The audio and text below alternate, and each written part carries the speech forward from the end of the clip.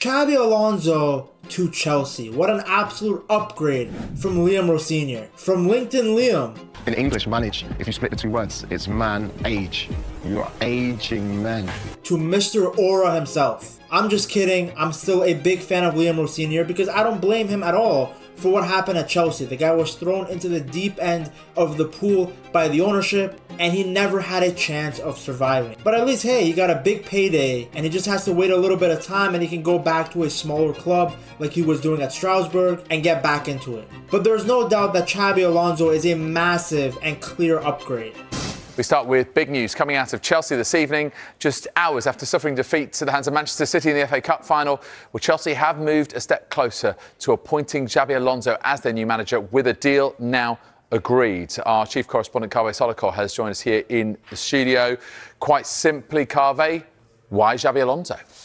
Well, he's the number one target that Chelsea have decided is the right man to take over full time. I'm actually so shocked that Bluco, for once in their life, made a good decision. And I'm also equally surprised by the fact that Liverpool just let this happen. I think everybody was convinced that as soon as Alonso became available, and it happened during the same period of time that Arne Slot was really struggling, that it was a match made in heaven. Also, is it something to do with Liverpool?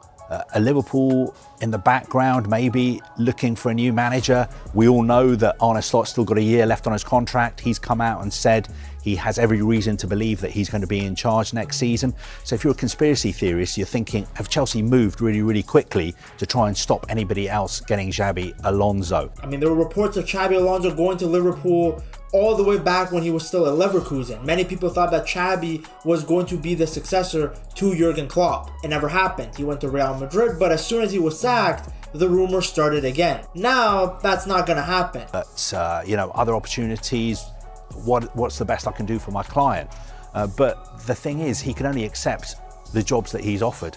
And there's no job available at Liverpool at the moment. I know a lot of Liverpool fans would like him back, but he wasn't offered that job. Liverpool are stuck with Dutch Lex Luthor, and Chelsea just got probably the best manager on the market. Alonso checks a lot of boxes for the Blues. The team lacks experience. He has a ton of experience. He plays a 3-4-3 system, and the club has a lot of players that can fit into that system. We already saw it under Callum McFarlane. He's going to need more center backs, of course, so did Maresca, but he has a lot of the same players that can be used in the specific roles that he wants them to. Cucurella can easily play as a left wing back. Gusto can be a right wing back. He's got Hato, Fofana, Colwell at the back. Caicedo would cook in a double pivot system like the 3-4-3. He can use João Pedro the way he used Boniface at Leverkusen. Xabi can use Cole Palmer in the same role that he used for Florian Wirtz at Leverkusen. Remember, before Xabi Alonso, Frimpong was relatively unknown. Under the Spaniard, he became the best right wing back in the world. I mean, him and Grimaldo got so many assists and they were just cooking everybody in their path. Who's to say Xabi can't do the same thing with Cucurella and Malo Gusto? Again, you guys might be laughing now, but Grimaldo and Frimpong were not so highly rated back then. I mean, Grimaldo was a good player at Benfica. Nobody thought that these two guys would be at the top of the charts when it came to assists among all players in the top 5 European leagues. We might even see Xabi Alonso get the best out of players like Liam Delap. He might finally look like a footballer now and not a WWE wrestler. Same thing can be said about Pedro Neto, even Garnacho. Okay, I won't go that far. Now, Xabi Alonso does like a 3-4-3, but he's not like Ruben Amorim where he's rigid and stubborn in his tactics. At Real Madrid, he was constantly flowing between a 3-4-3 and a 4-2-3-1. I mean, I saw him do it all the time at the Club World Cup. Sometimes Tchouaméni was the third center back. Other times he would just walk into the midfield and they would switch back to a 4-2-3-1. Chelsea can do the same thing with Alonso. He might even do it with Moises Caicedo. Have him be a third center back in the build-up, but then play in the double pivot when Chelsea are attacking. Now, before I said that Xabi Alonso was experienced, and maybe some of you guys laughed because technically as a manager, he hasn't been in the game for that long. But in the short period of time he has been a manager, he has won a lot and he has seen a lot. I mean, the guy disrupted the monopoly in the Bundesliga with Leverkusen of all teams. It's not like he did it with Borussia Dortmund. He did it with a Leverkusen team that were 17th when he took over. Then even his experiences at Real Madrid, although it didn't end successfully, taught him how to manage egos and how football operates at a bigger club, because as good as Bayer Leverkusen are, and they are pretty big in Germany, it's still a huge step up to go from Leverkusen to Real Madrid. It's a massive step up, both in terms of the egos of the players, the demand for success, how many eyeballs are on you. So that experience there helped him manage this kind of stuff at a top level. So now at Chelsea, he's going to be more comfortable. Then, as a player, this guy got a footballing education that was unbelievable. First of all, his dad was a player, and then his dad became a manager. Then on top of getting a footballing education at home, this guy, at every stage of his playing career, was managed by some sort of a world-class manager. So first of all, he has Premier League experience because he played at Liverpool. So let's start there with his playing days. At Liverpool, he was managed by Rafael Benitez. He didn't win a Premier League title, but he did win the Champions League with Liverpool. Then he goes to Real Madrid and he's managed by prime Jose Mourinho. Like, this is one of the best versions of him after winning the treble with Inter Milan. Peak Mourinho ego, peak performances, and Xabi Alonso is there not just as like some random player, some rotational guy. He was one of the Galacticos. He was part of the big overhaul that Real Madrid did in the summer of 2008 with Cristiano Ronaldo, Karim Benzema, Kaká. Xabi Alonso was right there. Then Mourinho leaves and Xabi gets managed by Carlo Ancelotti. And then when he leaves Real Madrid and goes to Bayern Munich, he has Pep. So this guy learned head-on football from Jose Mourinho. He learned liquid football from Pep Guardiola. And then he learned how to scam teams in the final minutes from Carlo Ancelotti and Rafael Benitez.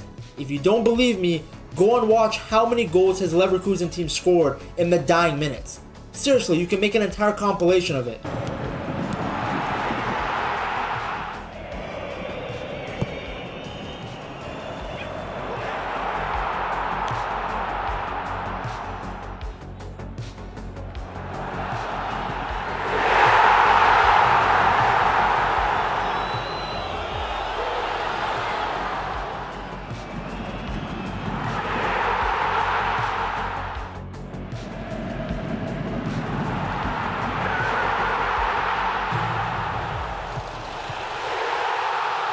Now you might be asking, Pet, if this guy is such a good manager, if he had so many good learning experiences and he's this incredible guy, why the hell did Real Madrid get rid of him? Well, I'm glad you asked that, because for the people that don't follow La Liga, it might come as a surprise to you that Xabi Alonso was not sacked because of his results. Now, I'm not here to say he was perfect or that he was going to win La Liga if he stayed. Real Madrid did go through a bad run of form, the peak coming when they lost to Barcelona in the Super Cup final. But again, that is not the reason that Xabi was let go. I think everybody and their grandmother knew that the Real Madrid project was going to take some time. In fact, that's why Xabi Alonso was brought in, so that he could start the project. That Madrid team was not being transformed in one season. And it's even harder to transform that team in 6 months when half the team doesn't want you there. The players literally did a coup d'etat to get rid of Xabi Alonso. Just think about that. Now, it might not have been half, I might have exaggerated, but it probably felt that way because some of the most impactful players in the locker room decided that they don't like Xabi Alonso. Do you understand how much of a prick you have to be? I'm sorry, to not like Xabi? This guy's like unanimously known as one of the nicest guys in football, at least off the pitch. On the pitch, sometimes he had these ridiculous tackles, and during the prime Real Madrid versus Barcelona days, he did some sketchy stuff. But for the most part, Xabi Alonso as a person, he's just a great person. The only people that don't like him and think he's a bad manager are Vinny fans, not even Real Madrid fans. The people who were against Xabi Alonso, who also happen to like Real Madrid, were people who just idolized Vinicius Jr. And why would you take the opinion of those guys? They decided to rep a guy who's one of the most inconsistent players I've ever seen. Somebody who throws a tantrum every other second. We're talking about a player who's Brazilian and gave Ronaldinho depression. I'm not joking. Ronaldinho came out and said that he watched the Brazil team led by Vinicius Jr. at the Copa America and he lost his joy for football. Now later on he came and said that it was engagement bait to promote some product, but I don't think Ronaldinho was joking. If you guys want to understand how much of a shock it was that Xabi Alonso got sacked from Real Madrid, just look at the reports that came out from The Athletic. The report indicated that players, staff, and even parts of the club didn't know it was coming. Like, the poor guy was hired only in May, and then he was just let go halfway through the season. So why did the players, or at least a few of them, not like Xabi Alonso? Well, it seems like a lot of these guys got their feathers rustled because of the fact that Xabi wanted to change the culture, which again, I don't know why they were surprised about. That was the biggest reason why he was coming in. Real Madrid had seen what he had done at Leverkusen, taking a team that was near the relegation spot and making them the most dominant team in the Bundesliga. I mean, they were one game away from winning the treble undefeated. Do you guys understand how ridiculous that is? I understand that their European competition was the Europa League and not the Champions League, but that is still outrageous. One game away if they don't lose to Atalanta. So Xabi comes in, takes the momentum from that job, and he wants to instill more discipline, more pressing, more tactical work, more intensity in training, better punctuality, and less media leaks. Like, just think about that. These are the bare minimum standards. He wanted these guys to train hard and not leak the lineup. So I can already assure you right away, he's getting rid of Garnacho. According to The Athletic, Xabi had actually observed from day one that a lot of the Real Madrid players had developed bad habits. He saw it from the get-go, and of course Carlo Ancelotti didn't do anything about it, because what made that guy such a good manager is, for the most part, he let them do whatever they wanted. I know he came out recently on a podcast and said that's not true. Because it seems that the players at Real Madrid do what they want. It's not true, absolutely bullshit. It's absolutely bullshit. Not true. But it's pretty obvious that it was true when the new manager comes in, and from the first day, he realizes that some of these guys are prima donnas that have developed really poor habits over the years. So naturally, many of the senior players hated the changes that Xabi Alonso instilled. Some players, mainly Vinny, felt they had less freedom on the pitch. Oh no, my manager is asking me to play on the touchline as a winger. I can't just walk around where I want to. And then other players believe Alonso's methods were too rigid and demanding. This is actually really funny because it reminds me of a clip that came out in preseason when Xabi had first joined. I think this was before the Club World Cup. Whoever the social media manager for Real Madrid is, they were at the training ground and they were interviewing the players after a very hard training session. And all the players were sweating and working hard. The new guys, so it was Trent Alexander-Arnold and Alvaro Carreras, they loved it. They looked like players that had trained really hard, but they really enjoyed the difficulty of the training session and pushing their bodies to the limits. Then the person asks Vinny, and he's like dying. He's out of breath. That made me curious the first time I saw that clip, because you have Vinny here, a guy who probably should have won the Ballon d'Or the season before, somebody who has won multiple Champions Leagues, and yet somehow he found a routine training session in the summer incredibly demanding.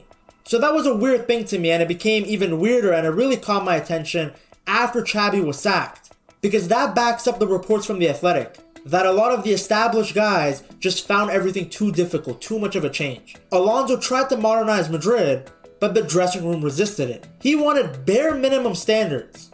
And these guys were like, nah man, we don't do that here. The players who reportedly supported Alonso, according to The Athletic, were Mbappe, Tchouaméni, Arda Güler, Ceballos, and Raul Asensio. The players who were reportedly unhappy with Alonso were Jude Bellingham, Vinny, and Valverde. So naturally, the squad became politically divided. And that's why I said before, half the squad didn't want him there. Because if you look at the starting 11, and then you break that down to the players that had the most power and influence in the locker room, you basically get a split. Because some of the players, I mean, respectfully, their opinion doesn't matter in the locker room. At least that's how it is at Real Madrid. The bigger your name is, the bigger your voice is, and the more pull you have. You're seeing it even now between Kylian Mbappe and Arbeloa, which makes sense because Mbappe liked Xabi Alonso, he liked where the project was going, he was getting his goals, Real Madrid looked good. But then the other players, like Vinny, they weren't having a good individual season.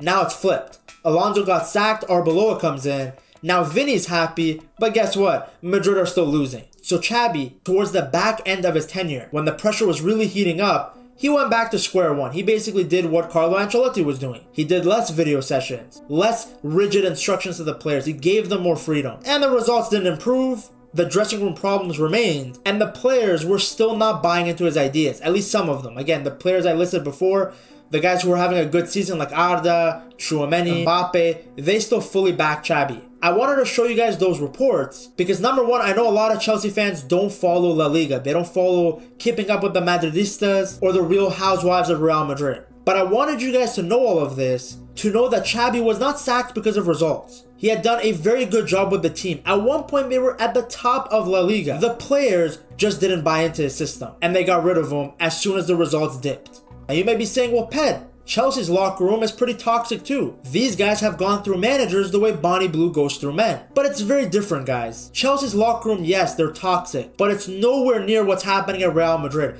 I mean, over there, they're fighting each other, they're having UFC pay-per-view events in the locker room, guys are going to the hospital. Nothing like that has happened at Chelsea. And at Real Madrid, you know, he won 24 out of his 34 games.